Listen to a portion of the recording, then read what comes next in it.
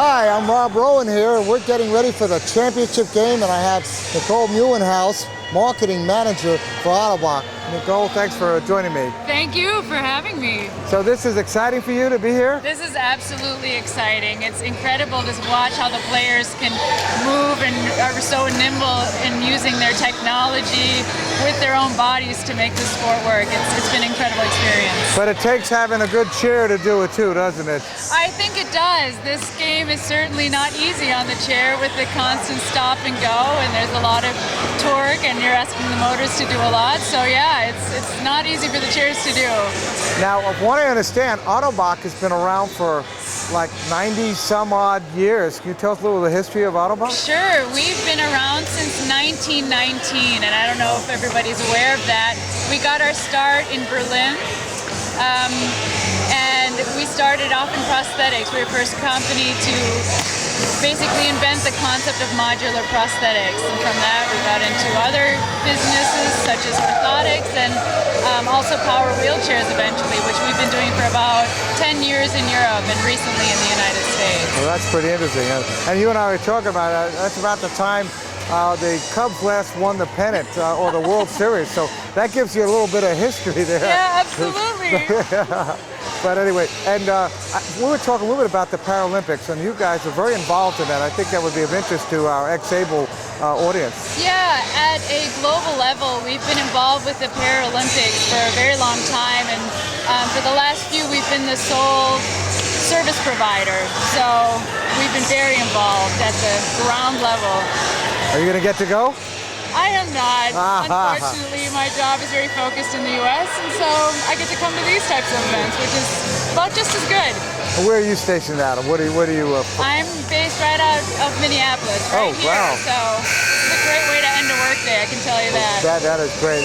It's really neat to see the commitment. I know you're involved with helping athletic things in terms of Paralympics and other things. Right. And your support. How did you end up picking power soccer, power hockey? Excuse me there. That's my other power sport. But how did you pick power hockey to come out here and be the sponsor, official sponsor? We met an individual who plays power hockey. She met us at the Abilities Expo, fell in love with one of our chairs, started playing and really getting interested in our products, and we got interested in her, and who was that? Here we are, Jen Onsom. Ah, yes, the great defense person. Yes. So that's great. Yeah.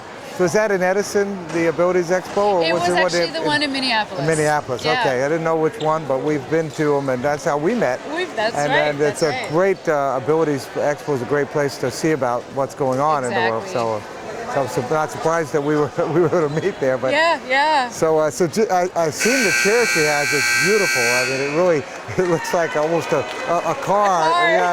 Yeah. It's a neat thing, and you have a lot of different kinds of wheelchairs. I know you do also manual chairs too. Yeah, we do. Especially in Europe, we're doing a lot of manual chairs, and we're just starting that up in the U.S. coming up. And I remember you had some other interesting things at the Abilities Expo, and I'm trying to remember what it was. There's some other things you were working on, some other things. Yeah, we always have a few projects in the works, but what you're referring to is probably the Super 4, the Ultra Ring vehicle. The moon vehicle, I called it. Vehicle with the bubble. I thought that was so cool. We keep our engineers busy. Yes. Well, that's neat. I mean, I think it's neat to be breaking the boundaries for people in chairs that have a disability, and to give them options that they wouldn't think of normally, and something that makes their life really enjoyable. It is, and that's been the mission from the company from the get-go, is to enhance human independence and mobility, and that's what we like to do, and we'll keep specializing in that. And how many years in the United States? I think that's We just celebrated our 50th anniversary a couple weeks ago. Oh wow! Yeah. 50 years. That's been around a long time. Which one is that now? Is that I'm trying to remember? Was that the gold anniversary or the platinum or what? You remember what it is? I'm not sure. I think it's the gold. It's the gold. Yeah. It's huge though. It's huge. Yeah, it's pretty huge. It's older than me. I was 4 years old. I remember it well. Anyway. But no, that's great. It sounds like they're getting ready. Thank you for joining us, Sarah. Thank you so much. And thanks for all you do for all the disability and for power hockey. We're proud to be here. Thanks a lot. Okay. And that's Nicole Muhlenhaus joining us from Autobach. And if you want to check them out, www.autobachus.com. So let me start with the Calgary Selects. Okay, now we're going to go and see the as they bring the players off for the championship. We'll turn it over to them. Number 3, Jack Bedford. Let's go to get this viewer or Number 6, Sheila Ann.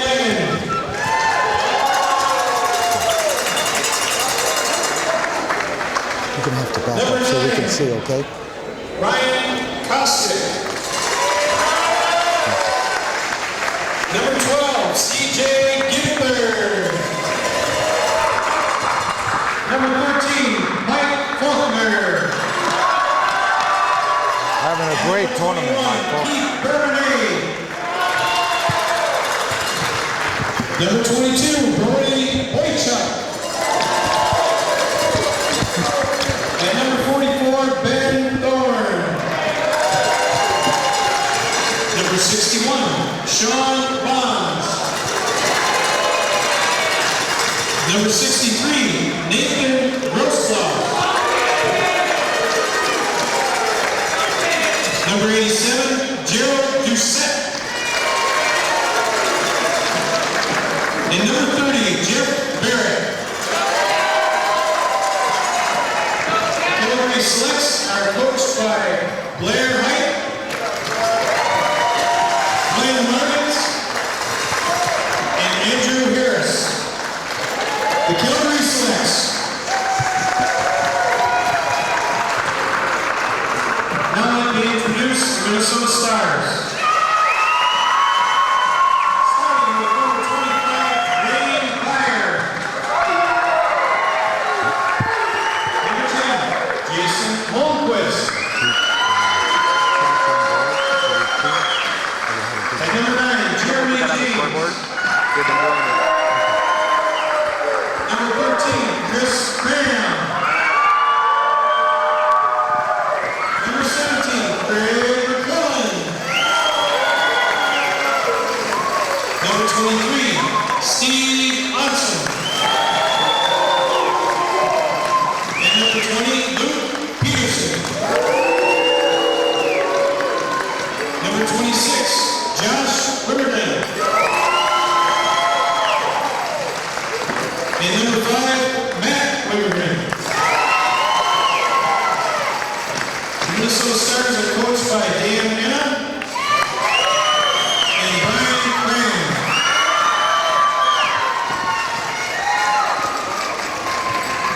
Good luck to both teams. Let's play hockey.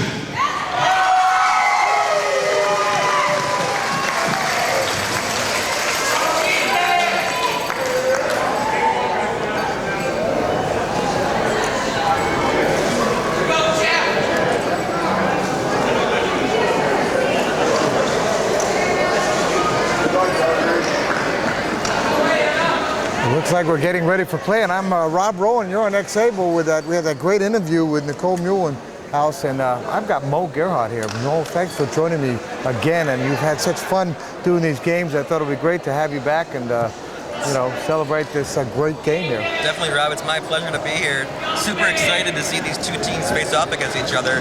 We've got both the 2006 defending Power Hockey Cup champions going against the 2004 Minnesota Stars Power Hockey champions. Got a battle between the United States and Canada. Both teams are ready to get it on. Now, didn't they also play against each other in one of those? Well, they're matched up in pool play always. Back in 06, the championship game featured team from Toronto versus Calgary. Right, I thought you're right. That was right. But interesting to see that these two teams, the Stars only lost by 1 against the Select, and that was the only other team was your Mustangs that held them. That's right. Which I think you caught them by surprise in that opening game of the tournament. We fought there right with them. 2-1 game. Right now, that's a little bit of a consolation prize, but we'll be looking to come back 2 years from now and maybe flip-flop that score. We really have a great battle going on here. I'm looking forward to it. And they've announced everybody, so you have an idea who's out there. But the people to look forward to, I think, is definitely Mike Falconer and Nathan Grossless. And, of course, Sean Bonds has been very effective. Sean Bonds has really been impressive this tournament. This being his first Power Hockey Cup. really stepped up his play to improve this Calgary team. But obviously the head-to-head matchup between Chris Cram and Mike Felkner, that's where it's going to be tonight. And here the game has started, and on the other side, we've seen incredible. Chris Cram has just been an awesome player here. That's right, the captain for the Stars. You know, definitely everything's run through him. You'll see the Minnesota Stars offense, they like to drop their 2 wings down low, feed it back up to Cram at the point, and he fires it right in on net. You can go both forehand or backhand. Matt Wimmergren over there with the ball behind the net there, and we got it. I think it might be also interesting of this Jeff Barrett, this 14-year-old goalie against arguably one of the other best goalies, Steve Onson. You're right. See the battle of the goalies, who's going to win that one. That's right. This is Barrett's first tournament for Calgary, so it'll be interesting to see how he holds up to the pressure. Falcon are being covered very tight by Mr. Byer there. Wayne Byer is a great. Both teams just sort of feeling each other out right now, trying to get those early game jitters out of the way. Notice they have right here at the top, Chris Cram letting everybody else battle it out and waiting for it to pop out and maybe take a shot. That's right. You always have to be aware of where Cram is on the floor. Same as with Felkner. Both those guys will fire it on net any opportunity that they can find.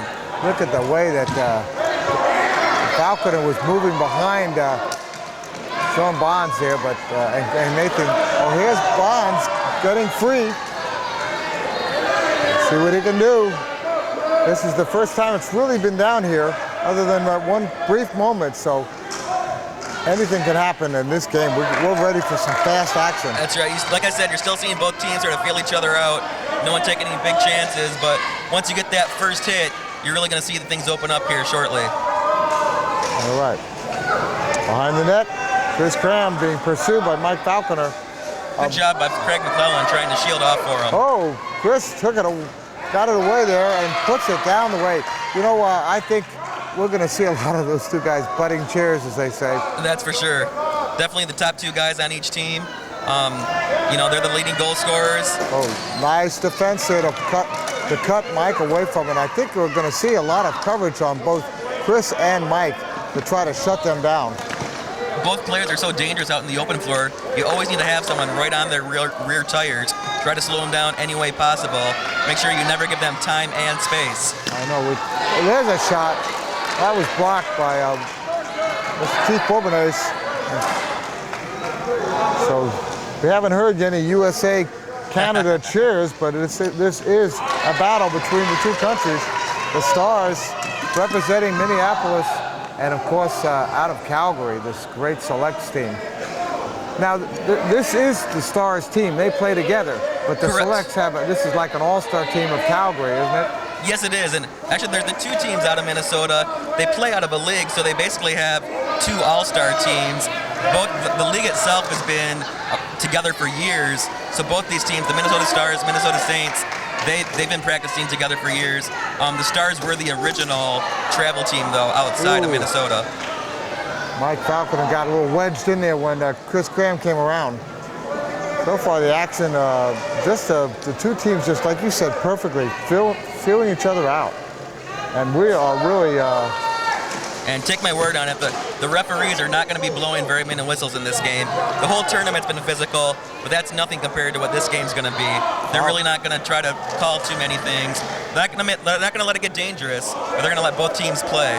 Well, at this level, you're expected to be a lot less of dangerous play. That you're going to see a lot more finesse and subtle shots and opportunities, because these teams are really a much better level, I would say, when you're getting, you know, as every group that gets to play together.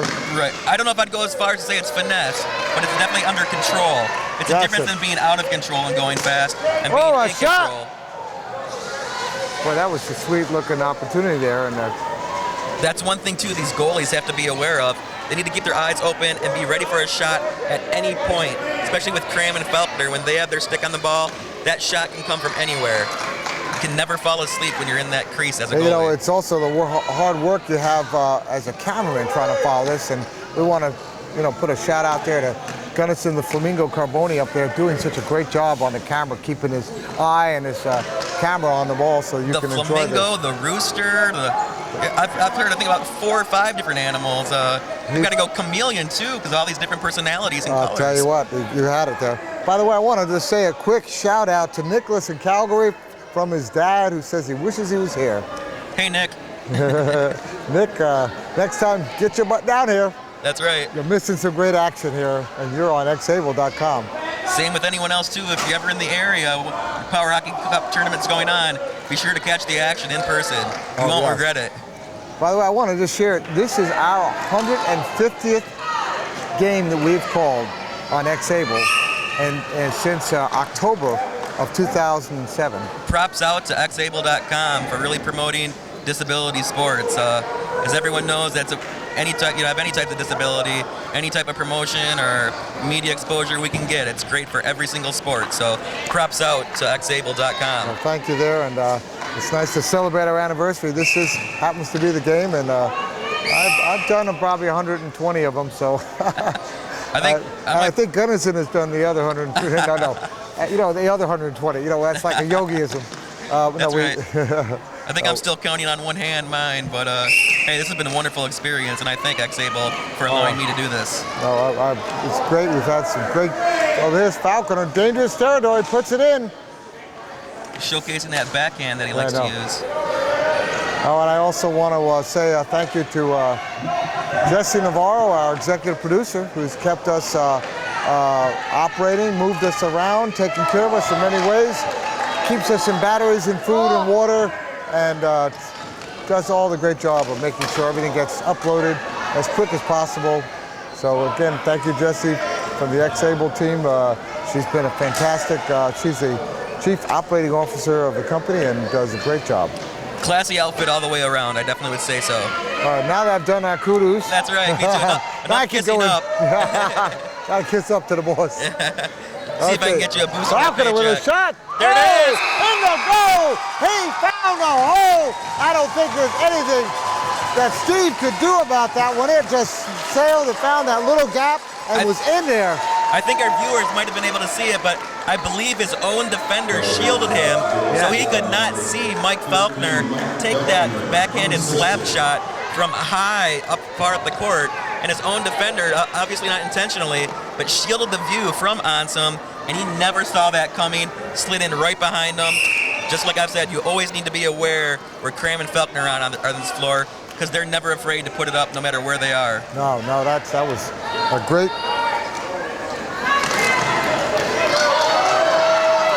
Here we go. So 1-0 Calgary, and Byer tries to put one in. Cram loses it. He's had some troubles with his stick handling. I don't know if he's on his backup stick or what, but a couple games I've seen, it's just not the normal Chris Cram as far as having that ball just be glue on his stick. Well, he's got to step it up. He puts it out there, and we are going here. There's Nathan to corral that one in. So, Rui, I don't think we've seen many shots on goal at this point. Are they keeping shots on goal for us? They have been normally posting on the scoreboard, but all I see is ones up there right now. I think there's been more than that, but we'll find out. I know for sure I saw one because it went in. That's right. But if not, we'll keep you informed about that and keep a running count. It's in the corner there. The referees at this point are really letting them play physical. The Minnesota coach is getting a little upset on that last transition up the court.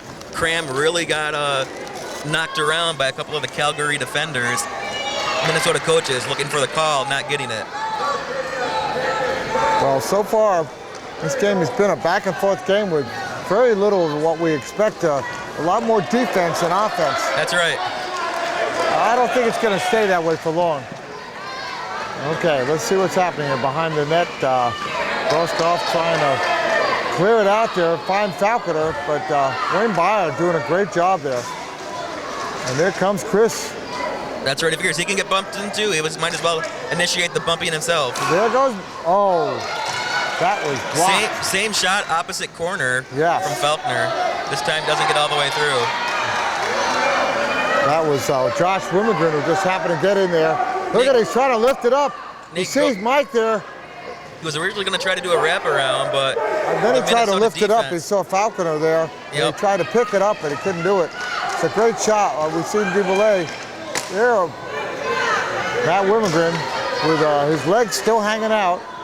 And with all the broken fingers and legs happening here, I'm amazed that he's still doing that. I'm amazed.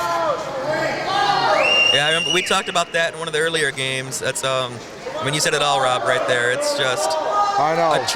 a very tragic accident just waiting to happen. Well, we just saw a broken leg by Diane Trottier. And Chris is frustrated there. Look at that, he feeds Nathan, and Dyer pulls it up. And there, Dan Hanna, the coach here, is really yelling. He's not happy. He's feeling like they're not calling. It's going both ways. Obviously, Yeah. Minnesota trying to get things going their way here, down by 1 goal. But they are leaving this very open here, and they're letting play happen. And as long as they're consistent with that, as a player, you have to realize the style of play that's being allowed by the officials and play it to their style. You know, sometimes they're going to call it close, and sometimes they're not. But as long as they're consistent, that's all you can really ask for as a player. yeah, just like an umpire, you want it the same way both times. But if you don't keep it, oh, look at that. Nice Dangerous. Sean Bonds, come in, puts it out in front. Falconer and Nathan Grosskreutz was trying both to get it, and they both could not get there in time, but that was a beautiful. Faulkner trying to set up that backhand again. Yeah, but This time, look at that shot. Blocked by the goalie, Steve Onson. I want to say what Sean with a beautiful pass out in front. You could not ask for a better pass, and it could have been a goal right there. It was just a great heads-up play by Bonds, and I expect a lot out of him. He's going to be. He's a great player. He's a young player. We'll see him a lot. He'll be a great compliment to Faulkner. He's 19 years old. Oh, great job by the Calgary defenseman there to shield off Cram, so he was not able to get his stick on that. Well, a little bit about Sean is he had surgery for his back because he has muscular dystrophy, so he was out for a while, and he came back, and he was the second highest scorer when he came back in the league. So it shows you what kind of talent he has, and coming back from an injury, you know, a big healing. That's great. I'm assuming it was probably a fusion. Yeah. They've made such great advances with that surgery now. It really speeds up the recovery time. Opportunity there just went. The pass went wide and slips off the stick of Bonds. He Yeah. didn't realize it, but that also shows he's keeping his head up, which is a good thing.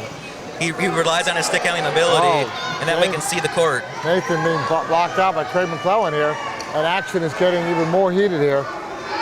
What great defense we're seeing on both sides. Grosskreutz rotating side to side, that's allowed. As long as he doesn't go straight back into someone, he can be spinning to make as much contact as happens.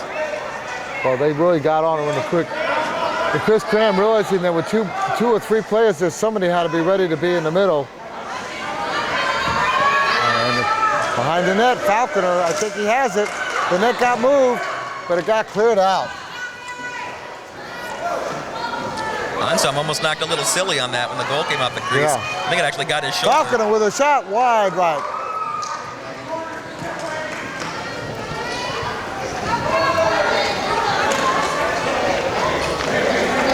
We have 2 minutes left in this first period, and it's a 1-0 game. It's up there, off the top of the net, and they whistle it dead.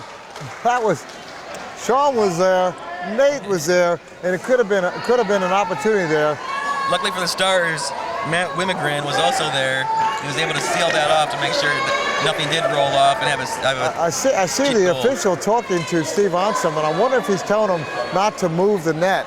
I think he was having a discussion about that, and he was very careful about that. You're right. I believe we teamed together for a game earlier in the tournament where Onsom was in goal, and just consistently, he just pays no regard to where that net is and knocks it off sometimes. And the referees have the option of calling that a penalty. So we'll see if that plays a factor in this game. 2-minute minor against the goalie. Falconer with a quick wrist shot, but not going to make it there. Well, 1 minute and 12 seconds, and I think it's going to be out of play, and it is. A couple times now, Grosskreutz has attempted that flip shot. I just don't think he has quite enough strength at this point to get it up and over, but that's not to say that adrenaline can't be a rush at this, in a game like this, where you can get just that extra lift up and over the net. Oh, face-off. Looks like Chris Cram got that one. Took that away from Mike, and I think, Mike Falconer got the MVP for the tournament at this point, but I think Chris Cram would like to have this game. More That's right. important. Shot off of Steve Onson. What a great block with his wheel, following that ball all the way through and keeping it out of the goal. It's out in front. Mike Falconer Got puts it another one. in. Mike Falconer with a second goal. 2-0. Mike Falconer has put 2 on the board in the first period with 28 seconds left. Very opportunistic on that.